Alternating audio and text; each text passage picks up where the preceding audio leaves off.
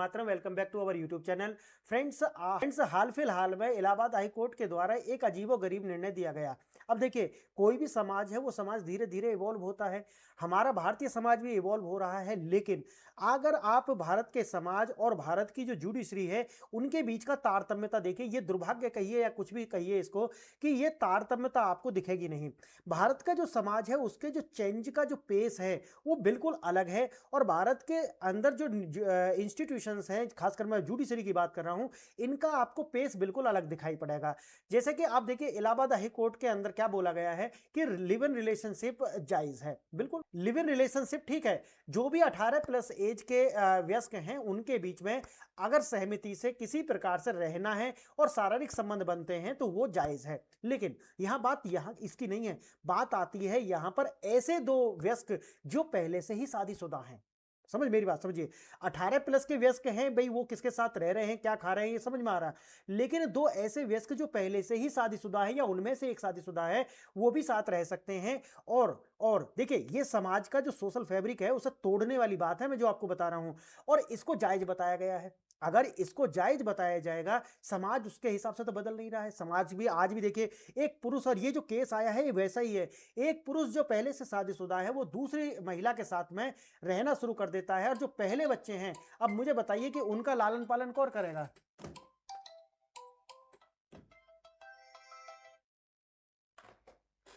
अब जो बच्चे हैं उसके, उनका लालन पालन कौन करेगा। और दूसरी बात, कानून तो कहता है कि भाई ठीक है, जो लिव इन रिलेशनशिप में जो रह रहे हैं उनके जो बच्चे होंगे उनको भी वैध यानी कि लीगल स्टेटस है उनका भी। लेकिन वास्तव में जब जमीन पर हम जाते हैं तो उनके लालन पालन के अंदर समस्याएं आती हैं। तो भाई ये मुझे लगता है कि हमारी जो न्याय व्यवस्था है वो लग्जरी बिलीफ इसका शिकार हो चुकी है।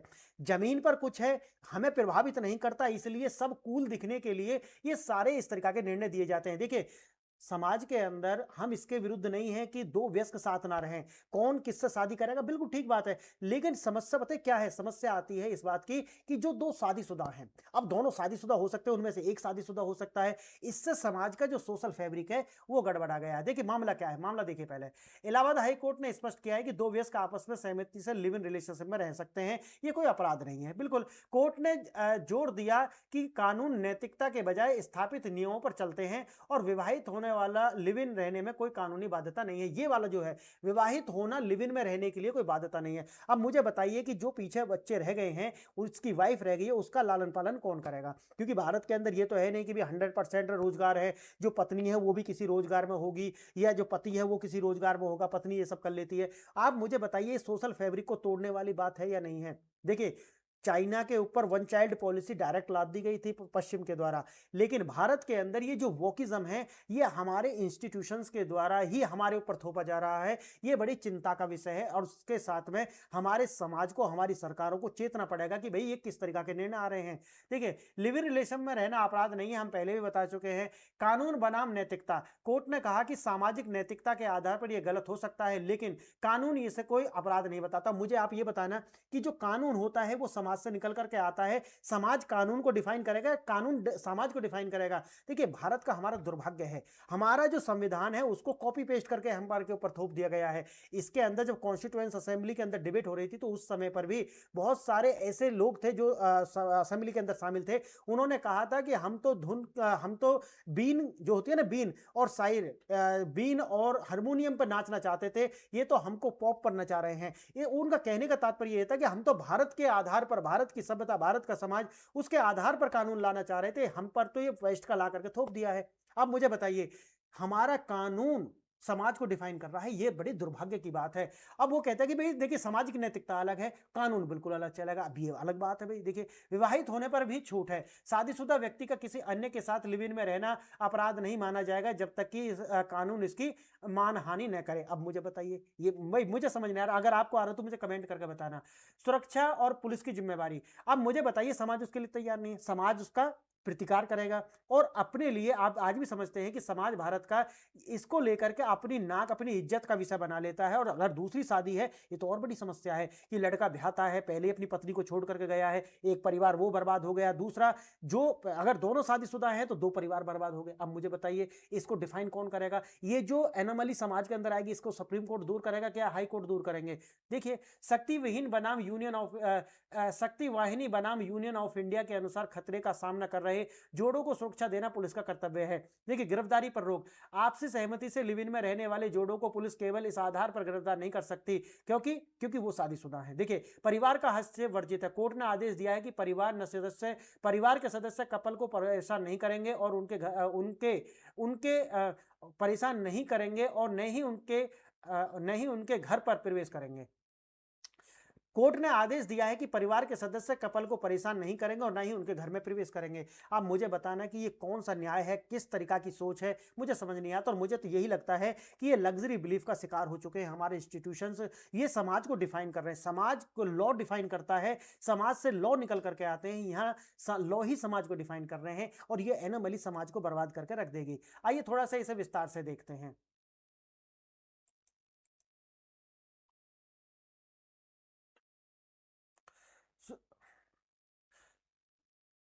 सुरक्षा की गुहार। एक वयस्क जोड़े द्वारा ऑनर किलिंग के डर से सुरक्षा की गुहार लगाई गई। और सुरक्षा की जब ये गुहार लगाई जाती है तो जो मैंने आपको बताया, सुप्रीम कोर्ट कहता है कि पुलिस इसे प्रोटेक्शन देगी। अब मुझे बताइए कि पुलिस जो है वो पेट्रोलिंग करेगी, पुलिस क्राइम का जांच करेगी, पुलिस साइबर रिकॉर्ड जो है, जो खतरे हैं साइबर की, जो ठगी हो रही है उनकी जांच करेगी। पुलिस रिफॉर्म आई नहीं है तो उन्होंने कह दिया पुलिस करेगी। भाई पुलिस करेगी क्या? क्या पुलिस है या फिर ये शक्तिमान है क्या?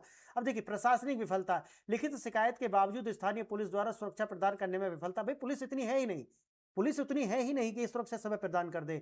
आगे देखना, मूल विवाद। महिला का पार्टनर पहले से ही शादीशुदा है जिसके कारण परिवार और समाज का भारी विरोध है। भी होगा, समाज देखो, समाज के साथ बदलना पड़ेगा। ऐसा नहीं कि तुम अब समाज को ही डिफाइन कर रहा है कानून। घटनाक्रम। सहमति से लेकर एफआईआर तक का सफर। सहमति, दोनों वयस्क 18+ के हैं, दोनों इच्छा है इसलिए वो साथ रह रहे हैं, ये अलग ही लेवल है। लड़की के परिवार द्वारा कड़ा विरोध और जान से मारने की धमकी, ये भारत के अंदर आम है। पुलिस की निष्क्रियता। जोड़े द्वारा पुलिस को लिखित शिकायत परंतु कोई सहायता कार्रवाई नहीं की गई। पुलिस किस किस को देखेगी? पुलिस इतनी है ही नहीं। आगे देखना, एफआईआर। लड़की की मां के द्वारा शादीशुदा व्यक्ति के खिलाफ अपहरण किडनैपिंग की एफआईआर की गई। अब वही है, परिवार वही वयस्क है और मैं तो उन परिवारों से कहूंगा, देखिए अपने बच्चों को आप शिक्षा दीजिए कि वो, उन्हें उस तरीका का स्पेस भी दीजिए कि वो आपको छोड़ करके ना जाएं, क्योंकि ये बड़ी समस्या है भारत के समाज में कि बच्चे आज माँ बाप को छोड़ करके चले जाते हैं और ये मुझे सबसे अलग लग रहा है, बिल्कुल अलग है। देखिए, हाई कोर्ट का ऐतिहासिक निर्णय। यहां पर इसे देखिए ना, दोनों में आ गए आरोप, परिवार क्या कहता है और तर्क जोड़े का पक्ष क्या है। अब देखिए, व्यक्ति पहले ही शादीशुदा है, परिवार कहता है कि भाई शादीशुदा, अगर बिना शादीशुदा होता तो हम शादी कर देते हैं इसकी। अपनी पत्नी को छोड़कर अन्य महिला के साथ रहना सामाजिक और नैतिक रूप से गलत है, हमारा समाज तो यही मानता है। बेटी को बहला फुसला कर ले गया है, यह अपराध है, ठीक है। लेकिन तर्क क्या देता है जो शादीशुदा जोड़ा हो, क्या कहता है? हम दोनों बालिग हैं। दूसरा, हम बिना किसी दबाव के आपसी सहमति से साथ रह रहे हैं। भैया जो पीछे करके आए हो उससे क्या होगा? जो आपके बच्चे हैं उसका क्या होगा? उनका, आपकी जो पहली पत्नी है उसका भरण पोषण कौन करेगा? ये भी तो बड़ी समस्या है। हम अपने जीवन और स्वतंत्रता, लाइफ एंड लिबर्टी का खतरा है। भाई ऐसा नहीं है कि तुम दूसरे को बर्बाद करके आप अपनी स्वतंत्रता और लिबर्टी की बात कर रहे हैं। यदि दोनों वयस्क 18+ हैं, आपसी सहमति से रह रहे हैं, मेरा मानना दोनों वयस्कों से मुझे समस्या नहीं है। मुझे समस्या इस बात से है कि दोनों शादीशुदा हैं तब भी आप ये अनुमति दे रहे हैं, ये मुझे समझ नहीं आता। अब देखिए, नैतिकता और कानून। इसे अनैतिक, गलत और सामाजिक मूल्यों के खिलाफ माना जाता है। कानून क्या कहता है? इसे अपराधी श्रेणी में नहीं रखा जाता और यह सहमति है। देखिए, यह भी होता है ना कि जब आप ऊपर से थोप देते हैं तो इस तरीका की जो है विसंगति आपको देखने के लिए मिलती है। भावना और परंपरा और सामाजिक मददों पर आधारित है नैतिकता, वो और कानून पूर्णतः संवैधानिक अधिकारों और संवैधानिक प्रावधानों पर आधारित है। लेकिन ये प्रावधान बनाए किसने? भाई समाज में आए होंगे और समाज उसके, तुमने तो पूछा ही नहीं था ना उस समय पर भी, आप लाए और थोप दिया आपने, तो ये ही है। अब देखिए, वही है कानूनी संरक्षण। व्यस्क, सहमति और स्वतंत्र इच्छा।